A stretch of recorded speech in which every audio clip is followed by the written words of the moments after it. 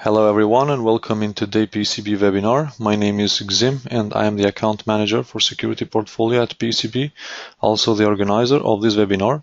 As you are already informed, we organize weekly webinars on regular basis covering different topics and areas. Firstly, we take this opportunity to apologize for a webinar postponing due to the presenter urgency, and we kindly ask for your understanding. As you have seen, in this webinar, we will hear about the ISO 27001 in the world today, reason to consider it. This session will be presented by PECB trainer, Mr. Paulo Porfirio, who is a trainer for PECB partner Securastar, and he has more than 15 years of experience in information security related to banking, telecommunication, and utilities. Mr. Porfirio has been part of the development for a few organizations in Europe and US, and he has also audited many companies in Europe, South America, and US. We hope this webinar will help you understand the current situation of ISO 27001 in the world today and why it is important to consider it in organization.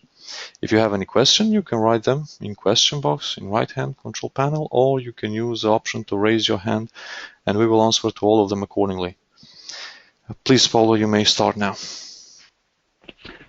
Hello everybody, good morning to the United States, good afternoon to Europe and the rest of the world. Thanks, Gazim, for the opportunity you gave me.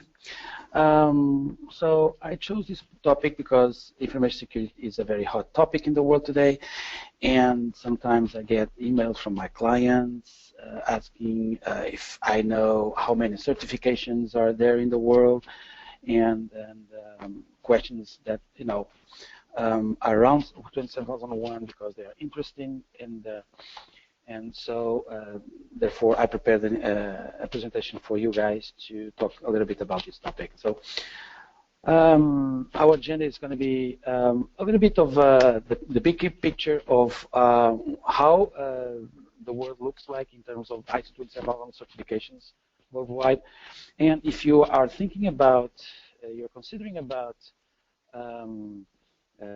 getting certified against ISO 27001, here are some reasons why you should do it. Okay, so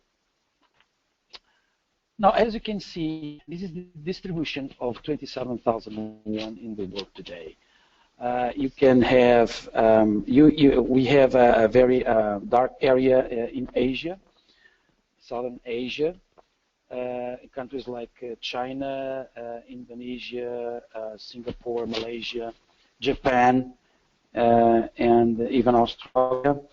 And then we have another very dark area in Europe, and then so-so area, not very dark, not very light, in the United States and North America, and also Russia a little bit. What does this mean? This means exactly what you see. This is this information is collected by the ISO organization, the one that publishes the standards. They have an annual survey, and a couple of weeks ago they came up with the numbers from 2014. So as you see, Asia is the strongest area in our worldwide with the highest number of certifications. Then we have Europe, Central and South Asia, and North America, and so forth. In terms of percentage of the ISO 27001 certifications in the world, what you have in the lower graphic is that 47% of all certifications in the world are located in Asia and Pacific, okay? 36% in Europe, and North America is only 3.5%. We're going to talk about that, why the reason for these numbers in the following slides. So this is the overall picture, okay? Now, if you think about annual growth in terms of number of certifications, in numbers, in the upper table, we have Asia and Pacific, East Asian Pacific with 442 certifications, new certifications last year. 758 new certifications in Europe last year and 124 in North America. And by the way, when we talk about North America, we are talking about only 3 countries, which is United States, Mexico, and Canada. So that's what it is. So in terms of percentage, the region that grew more in terms of percentage was North America, United States. There's a reason for that too, and we're going to talk about that in a few seconds. But yeah, that was the region with the highest growth in terms of certifications. And I'm working in the American market, and the way it looks like now, it doesn't look like this is going to change anytime soon. North America is going to be one of the highest groups in terms of ISO 27000 certifications worldwide. Okay, so top 10 countries in terms of growth in 2014. United Kingdom, 338 new certifications. China, India, Australia, United States of America, Ireland, Italy, Germany. Those are the countries, top 10 countries with the highest number of certifications, new certifications last year. So as you see, we can go back to our first slide. Our highest number of certifications are concentrated in East Asia, Southern Asia, Europe, and North America. And it looks like it's going to be like this for, well, at least for the next couple of years. Now, top 5 industrial sectors for ISO 27001 certificates last year was obviously information technology is in front of them. Other services, 867, construction, transport, storage, and communication, and electrical and optical equipment. So the first one, obviously, information technology. Everything that is about information technology is high in the charts because that's where we keep our information nowadays, right? And that's what ISO 27001 is, about protecting information. Now, top 10 countries with certificates, not new certificates, but the total number of certifications. We see Japan. By end of 2014, Japan had more than 7,000 certifications. United Kingdom 2,000, more than 2,000. In India, more than 2,000. Yeah, India more than 2,000. It's amazing, right? China with more than 2,000, also amazing. And the question is, why the United States is at the bottom of the table? Yeah, we're going to talk about that. Romania, how about that? 893 certifications. Taipei, Chinese, 781. Spain, 700. Now, United States of America is the 9th country in the charts for now. That's going to change in the near future.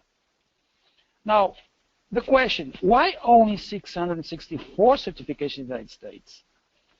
Well, because so far, up to 2-3 years ago, whilst everybody else in the world was getting certified against ISO 27001, United States, companies in the United States were dealing with local frameworks that most of them were a result of the Enron scandal and other scandals in the industry. So they had to deal with SOX, GLBA, SSA 16, and other frameworks that are not accepted out there. Now, global companies, when they go to Europe or Asia, and they want to start business with other companies in Europe or Asia, the first question those companies ask is, are you certified? And it doesn't matter if they follow SOX or GLBA or SSA 16 or FedRAMP or FISMA. Those are not accepted out there. The only international standard that is accepted out there worldwide is, in fact, ISO 27001. So what this means is that, yes, the United States has a lot to catch up. Now, as you saw in the charts, in the previous charts, United States is most probably the nation in the world with the highest growth in ISO 27001 certifications right now. That's the reason why. They have a lot to catch up. And because this is a snowball, companies that are doing global business, American companies doing global business, they need to get certified. So they start getting certified in the United States.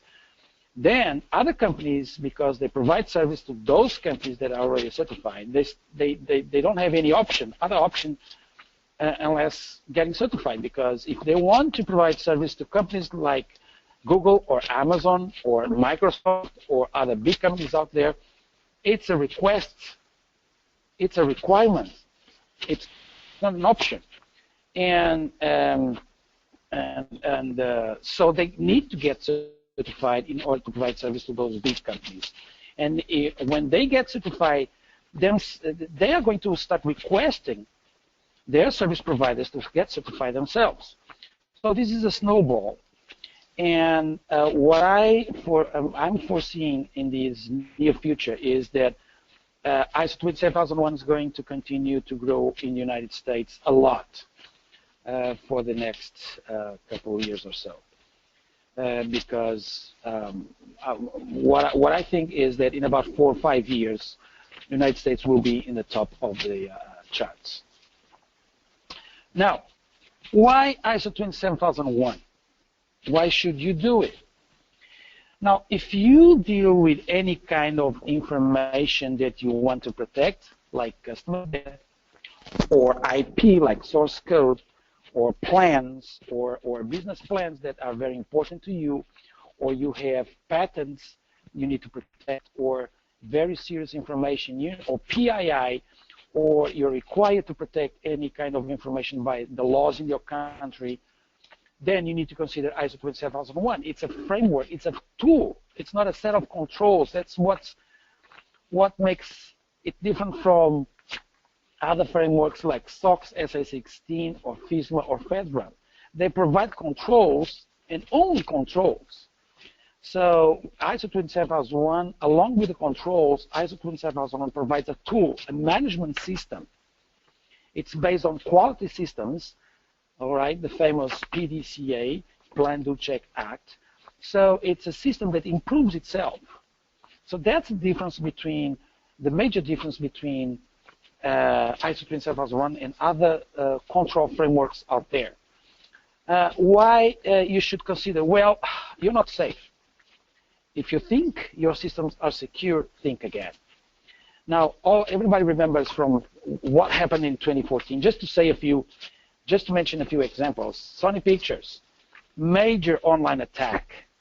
Employees' personal data and corporate correspondence were disclosed. JP Morgan, Chase and Company, JP Morgan, big JP Morgan. You would think, well, they're big, so, well, they were breached. And someone stole 67 million households and 7 million small business information, related information, okay? And I could go on. And everybody knows that what's going on the cyber world out there with countries attacking countries. A lot of attacks coming from Russia and China attacking targets in the United States, companies in the United States.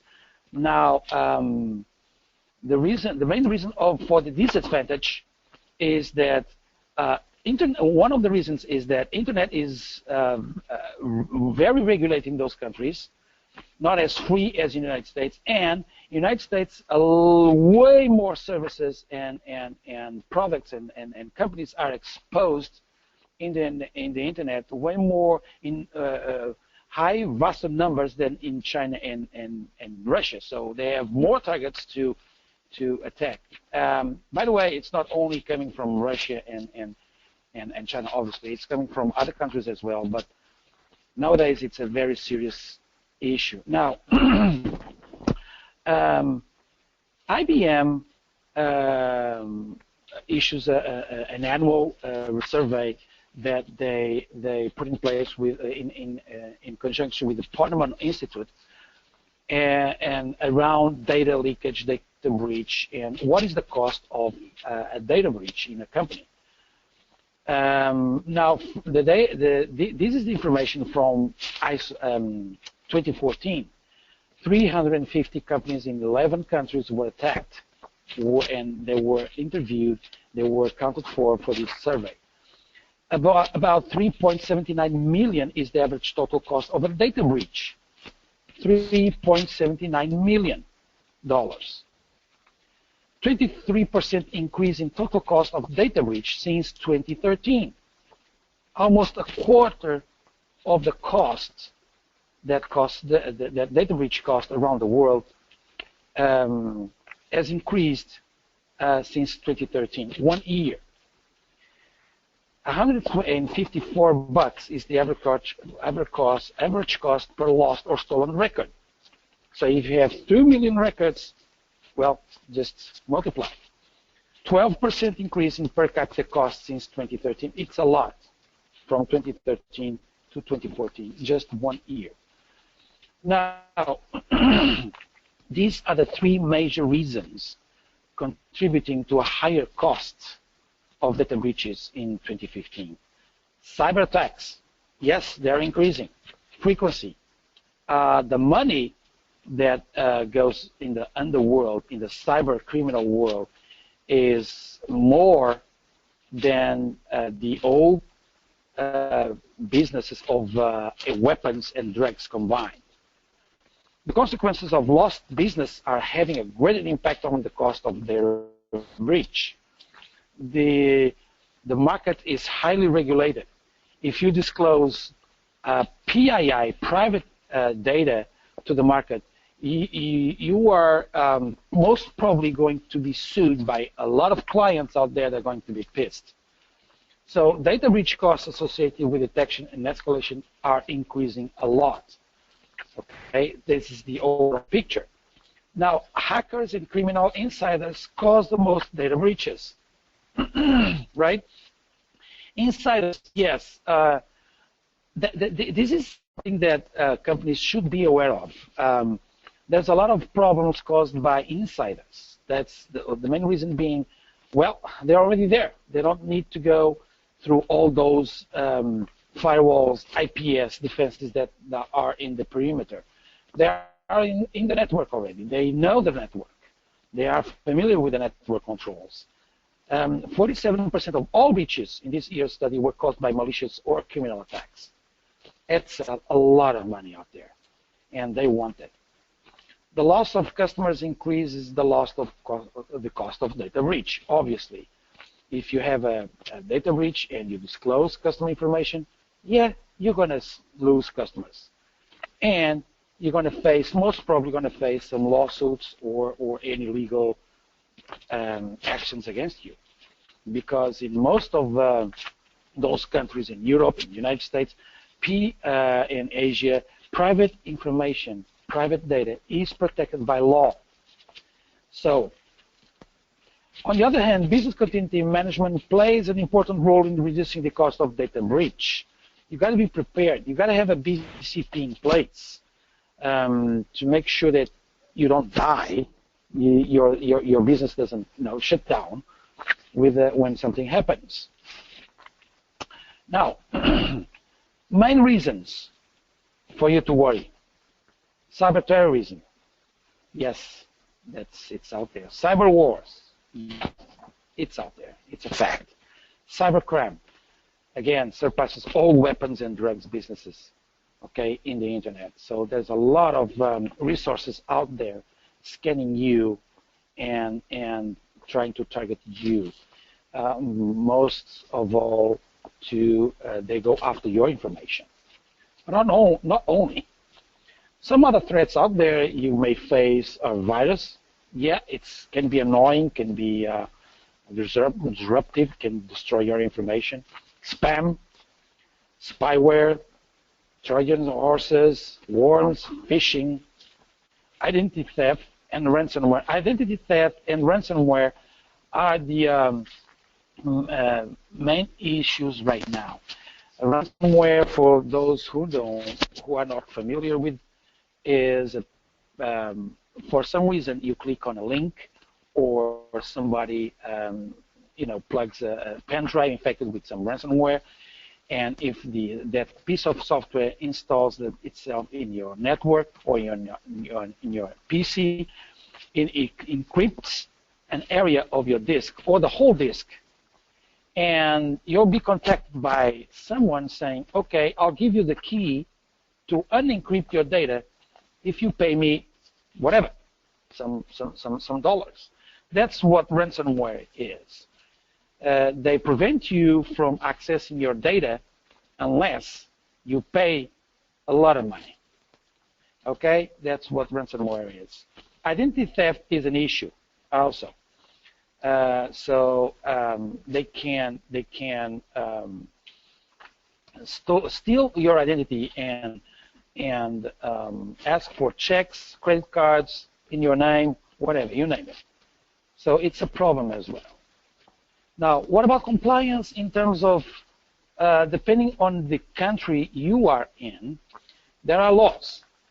And in Europe, there are a lot of laws. In the United States, there are a lot of laws regulating the market, HIPAA for health records, and every kind of information related to health and patients and so forth.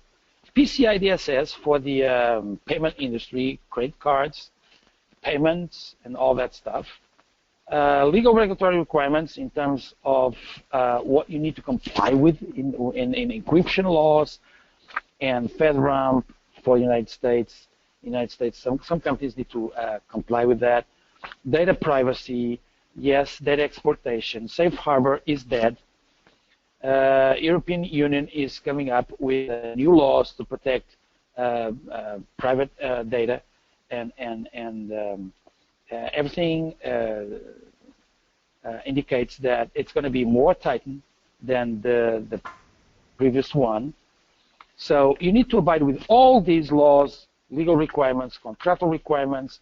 Yes, it's a headache. It can be a very, very big challenge for a company working in or operating in a very regulated environment. ISO 27001 can be the umbrella managing all the other requirements out there. Now, why you should think about ISO 27001? Here's some reasons. It's the only international recognized standard nowadays. It is. There are a lot of frameworks and national laws and requirements out there. When it comes to being the international recognized, there's only one, ISO 27001, in terms of information security, obviously. Now, it's a powerful framework, tool, set of processes, procedures you can put in place to manage your information security. That's it's the biggest difference in between 27001 and other set of controls out there. This one is a management system. It not only provides you with some controls to put in place, it provides you a whole tool that you can use in your organization, regardless the size or type or anything else. It can help you to manage your information security. Now, does that mean that you're going to be invincible, that your systems will be 100% secure? No. It means that it's going to give you more opportunities, more chances, more knowledge, more tools to manage your information security according to best practices. That's what it means. Now, it's a must-have if you are global or you're considering doing business with companies around the world, in those, especially in those areas, Northern Europe, East, Southern Asia, or North America. Yes, it's a must. It's a requirement. You can't even you're not even considered for the a proposal or a quote if you're not certified. Period. Now, improves your processes, your internal processes, and reduces costs. Why? Because it's going to introduce some quality in your processes around information security. Allows better management decisions because you assess risks. By assessing the risks, now you can decide which to address first and where to spend your money and how. Manage risks proactively instead of reactively. You put your system in place ahead of or before bad things happen. Okay, so that's being proactively. You put a system in place that's going to help you to prevent some bad stuff from happening. Okay, does it prevent all bad stuff from? No, obviously there are always some risks you cannot avoid, small risks that you accept, and you cannot avoid an earthquake, right? But you can be prepared for it. Okay, so improves resilience and business continuity. Again, business continuity is part of the ISO 27001 set of controls. You need to put a BCP in place. Increases competitiveness. Yes, it does. When you go to the market and you show your certification, what you're doing is showing to your potential customers that you follow the best practices, and you're certified against an international standard, which obviously is good for you. Now, roadmap to implement NES 27001 is not as difficult as you think, guys. This follows the PDCA approach. We first plan, establish the ISMS, we plan, then we implement and operate the ISMS, we do. Then we monitor and review the ISMS, we check and maintain and improve the ISMS, we act. Now, depending on your scope, okay, this is the most important step when you define the scope. Most part of the companies that come to me, they say, hey, we want to implement something, or we want to get certified, but we are not really sure what is the scope. And most of the companies think that they need to include everything in the scope. That's not the case at all. Okay. Now the idea here is to narrow the scope, because this costs money. So narrow the scope enough, but in a way that still adds value to your business. It still makes sense to your partners, your stakeholders. If your, for instance, if your operations business area owns the customer data, and customers are worried about the way you treat their information, and that's the reason for your certification. Why should you consider marketing or financial? Let's stick to the information we want to protect. So this is the most important step of the project. This can define if your project is going to be successful or it's going to fail. A couple of years ago, I spent almost the whole year fixing projects in a couple of companies that they were stuck for about more than a year or so, because the scope was the wrong scope. It was a huge scope, and they were struggling with that until I got there and I asked, why do you need this scope? Nobody knew the answer. Well, we just know we want to get certified. We don't know. We didn't know that we could, for instance, exclude IT out of the scope. We didn't know that. Yes, you can. The business decides what scope it is going to be. That's a business call. So, if you don't know the scope, here are two questions that you can ask that may help. What is the information that I want to protect? Who owns it? That's your scope. That's your area. Okay? Because, yes, ISO 27000, we can't forget that ISO 27000 is about protecting information. And by the way, we are certifying business processes. This is a quality management system, okay? It's not this is not to certify products or people or services. We certify, okay, the business processes that support those services or those products. We don't, ISO 27001 doesn't certify any products. There are independent labs for that or services. It's about certifying business processes, okay? So what is the scope? What information is that I want to protect? Customer data? Okay, who owns customer data in my company? Oh, that's the operations, unit. Okay, within the operations unit, are there any more, areas within the operations unit? Yes, there are. Okay, so what is the one that owns that information? Oh, it's area A. Okay, area A is your scope. Now, does it mean that I cannot control the way other areas in the company and my customers and my stakeholders access my information? By all means, no. I can and I should control it. That's why I have policies. That's why I have contracts, service agreements, SLAs, OLAs in place. I can define the way everybody accesses my information. Yes, I can.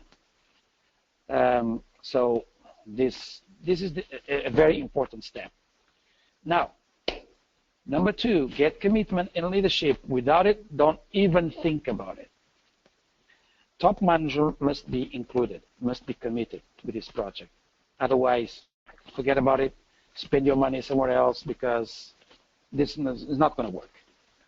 So both upper and middle management.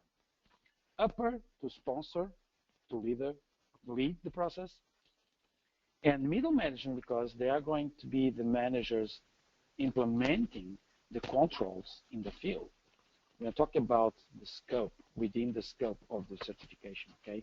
Now, another question that I get from clients is, okay, but if I narrow the scope to area A, does it mean that the rest of the company won't, be secure? By all means, no. The idea here is leverage what you do within the scope of certification, leverage those policies, controls, methodologies, and risk assessment, all those controls you put in place, leverage those and expand them to the rest of your organization. So you have a global information security program, and you have a subset of that, which is going to be the scope of certification. Okay, so the idea here is to leverage these projects and expand those controls to the rest of the organization. I can give you a couple examples. Now, if we decide that, okay, we assess the risk and we think we should enforce ID badges to everybody within the scope. Okay, so let's say the company, the organization is around 100 individuals, and out of those, 20 are in the scope. Now, can you imagine to issue 20 ID badges and ID card and card readers just only for 20 people, and the other 80 are not going to be controlled at all? That doesn't make sense, does it? So that's something that you're going to do in the whole organization. That makes sense. Okay. What about servers? What are the controls that you have in your servers? Okay, we have those kind of controls that we decided after the risk assessment or during the risk assessment, we made a decision. We're going to implement all those controls in our servers, Unix servers or Windows servers or whatever servers you have in place. Now, does it make sense to you to implement those controls in just half of the servers or a set of your servers because they are going to get certified, and you abandon or disregard the rest of them? No, doesn't make any sense. So it's easier actually for you to treat them as equal and implement all those controls across the board than saying, okay, you're going to separate those servers and applying these controls on those servers and disregard everything else. That doesn't make any sense. So there you go. You have the information security program or whatever you want to call it in your organization, and then you have the scope of certification or registration, as we call it here in the United States. Okay. So moving on, get commitment and leadership. Again, without those two, forget about it. Spend your money somewhere else. Okay. And after you buy out management, then define your InfoSec policy, the high-level policy, okay? Now, after that, you assess risks. This is actually the core and the brain of the ISO 27001. Assess risks, select control, risk risks. This slide here is the core of ISO 27001. Everything else is management system and components. This is what we do. We assess risks, we select the right controls to put in place, we treat risks. This is the core of the ISO 27001 system, okay? Now, the controls we select can come from Annex A, all right? It's a catalog of controls that is part of the 27001, or we can select control or SOX or whatever, okay? Now, after that, we need to define a training and awareness program. It's very important. You need to explain everybody in your organization what's happening, what's going on. They don't know. That vision of publishing policies just by publishing policies doesn't work at all. You need to involve people. You need to train people. Those are the ones that are going to be on a daily basis looking to the systems, detecting if something is wrong. They are the ones that can breach information in your organization. They need to be aware of what's going on. Yes, there's something going on. Yes, we're going to publish policies. And by the way, your role is complying with them. Okay, so get ready because this is going to start, rolling. You need to train people. You need to aware people. It's easy to configure machines. It's not easy to control people. Okay, then you have to communicate them, not only to the end users and managers, but also to the upper management and stakeholders. What's going on? Okay. Communication plan. These are all clauses in the ISO 27001 standard anyway. Now you need to define metrics. How you measure your system. This is one of the biggest differences, as I told you guys before, in between ISO 27001 and other set of controls out there. Metrics are part of any management system. You need to measure your system. Is it working the way it's supposed to? Is it doing something I wasn't planned for? Okay, how are we doing? We define objectives, yeah, but you need to measure them. Are we accomplishing our objectives? How we are doing? And we need to define internal audit program. Yeah, that's a very big piece of your system, auditing your system. You have internal audits and external audits. Internal audits is you auditing yourself. External audits are the certification bodies / registrars auditing you. All right. Okay. And then you define corrective actions. Corrective actions is what you put in place to correct what is wrong in your system. So the PDCA cycle is complete. Now this is the whole thing. Okay, again, define scope, get commitment, without them, forget it, assess risks, select controls, treat risks, training and awareness program, communication plan, define metrics, internal audit program, corrective actions. This is actually clauses 4 to 10. Okay? Operate the ISMS. After you implement it, operate it. Assess and treat new risks, manage changes. Changes is fundamental, critical. Now, after implementing the system, the only way of controlling the system or keeping control on the system is controlling changes. Nothing gets changed in production systems without being approved, tested, and deployed. Okay? Properly. Now, evaluate ISMS performance, measure, monitor, audit, review. It's a constant thing. You need to measure. You need to monitor. Most of you probably, if not all of you, have monitor tools in place that monitor your systems. Cisco, HP, you name it. You have monitoring tools monitoring your networks. All right? Auditing your system, reviewing your system is a big part of it. Okay, you need to review, make sure that, okay, you improve it. And yes, you improve it, your system. And after that, get certified. The certification audit, by the way, it's separate in two stages, stage 1 and stage 2. The amount of time in between stages depends on you. It's up to you. It's your call. Stage 1 is when they come and look at only the ISMS document. Stage 2 is when the auditor comes and audits your controls that you implement, the operational controls that you implement in the field.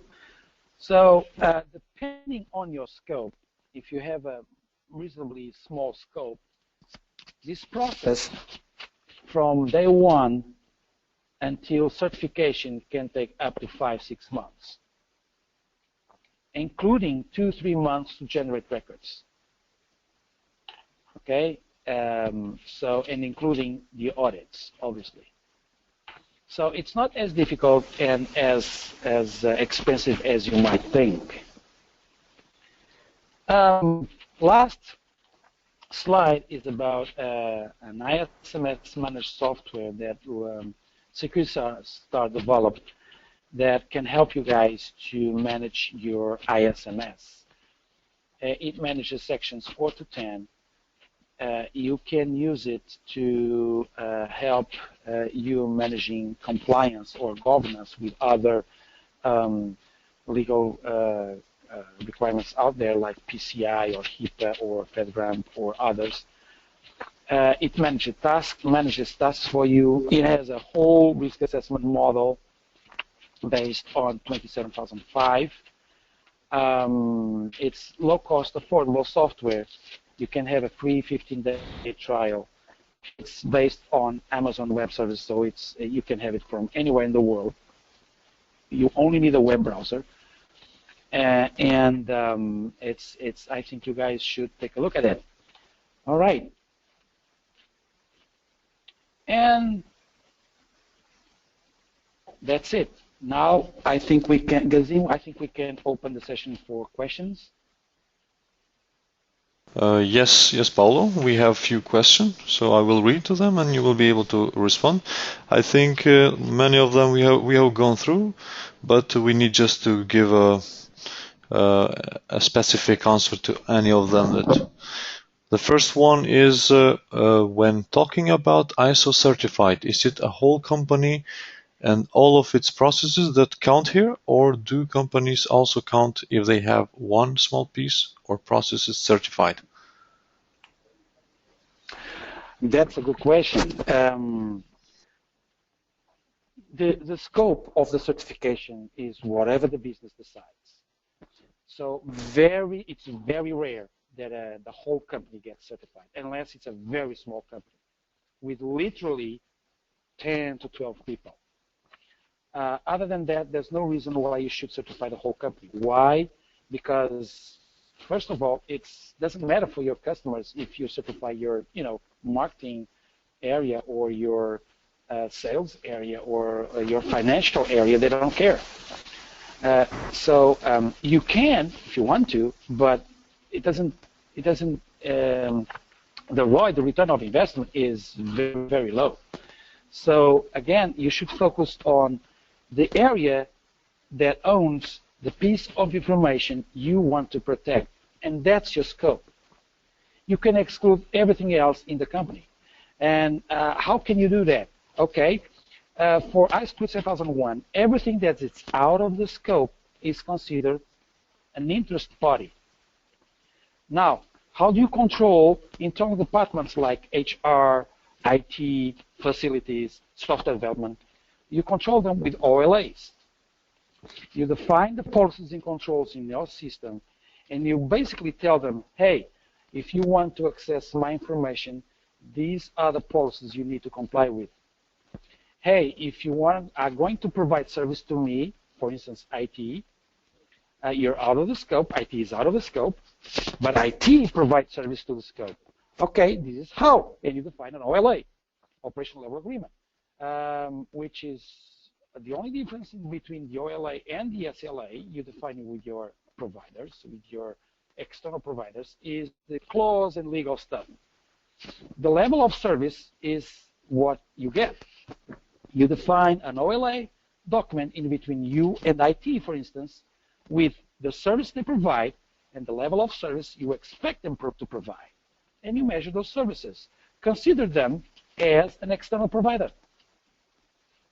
Why? Because you don't want all IT included in the scope. Otherwise, everything that IT does will be audited by the external auditor and the internal auditor.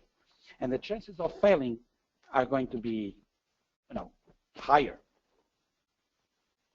So yes, it's possible to define whatever scope you want. It's your company. Just make sure that the scope makes sense to your stakeholders, to your customers. If that's the case, then you're good. Did that answer the question? Yeah, I think it's okay. We have another person who wants to make a question live, so he will be able to talk to us.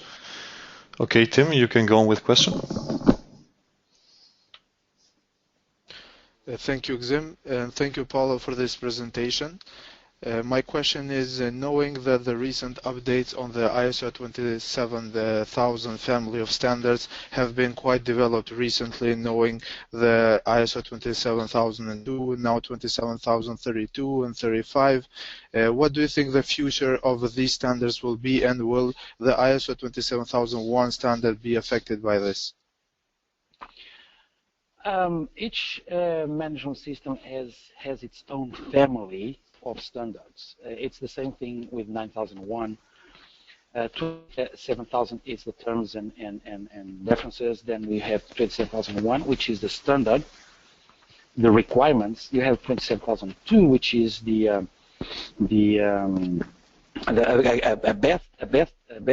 guideline to implement those controls from Annex A in 27001.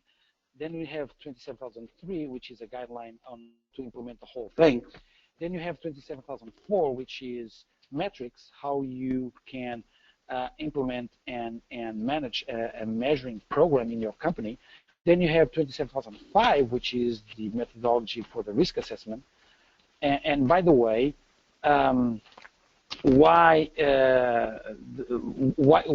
is the reason that the new version of the standard doesn't mention 27005? Because the new versions of all management systems out there are going to be exactly the same, clauses 4 to 10. We're talking about quality management systems, food safety, and IT services management, and environmental management systems. So they're all going to follow clauses 4 to 10. Now, because 27005 is specifically related to information security, and couldn't be implemented with all other management systems, so they dropped the 27000 dimension to 27005, to 27005 in the new version of the standard, and they adopted the ISO 31000, which is risk management overall. Okay. Now, then you have 27006, which is not for you guys, it's for registrars, for certification bodies. They need to comply with those. And the list goes on and on and on. Now, you have some standards related to the health industry, the telecommunication industry, information security, in financial industry, telecommunication industry. So And the tendency, the trend is to more standards to appear to focus on specific areas, specific industries that have specific requirements. But one thing is for sure, 27001 will still be the main one, the one that you can get certified against. By the way, you cannot get certified against 27002. It's a guideline. It's a best, it's a nice to have. It's not a must have.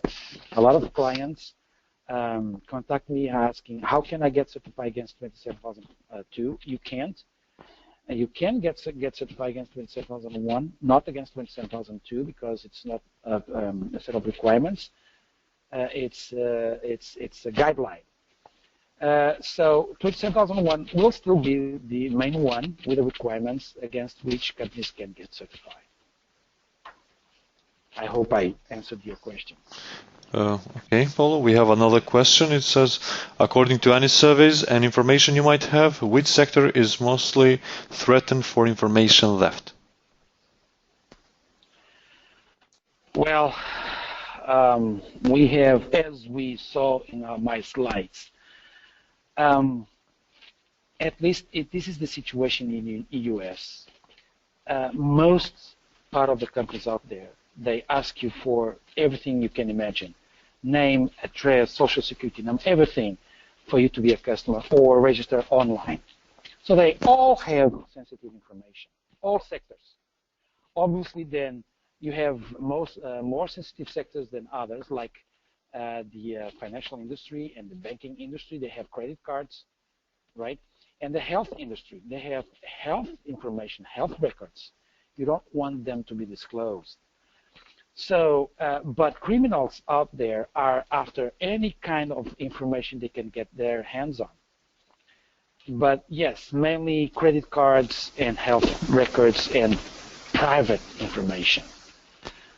That's that. But for you, an organization that is collecting customer data, your customers don't care. They want you to protect. They don't care if the data is not required. You are not required to protect it by law or any of that, if that's the situation. But they want you to protect their data, period, regardless what happens. So I don't think it's an option. Either you get certified or not, but you need to protect the data you collect from your customers, from your end users, from your employees. Okay, there is no more question, and we wish to thank you, Paulo, for this highly informative presentation. Thank you to all attendees, and I believe you had the chance to learn new things today. We also take this opportunity to inform you that today will be our last webinar for year 2015, and we wish you happy holidays and all the best in 2016. Next year, we will have a very hot topic starting in the beginning of 2016. And we encourage you to follow us and see all our updates. Thank you once again, and we look forward to meet you next year. Thank you, everybody.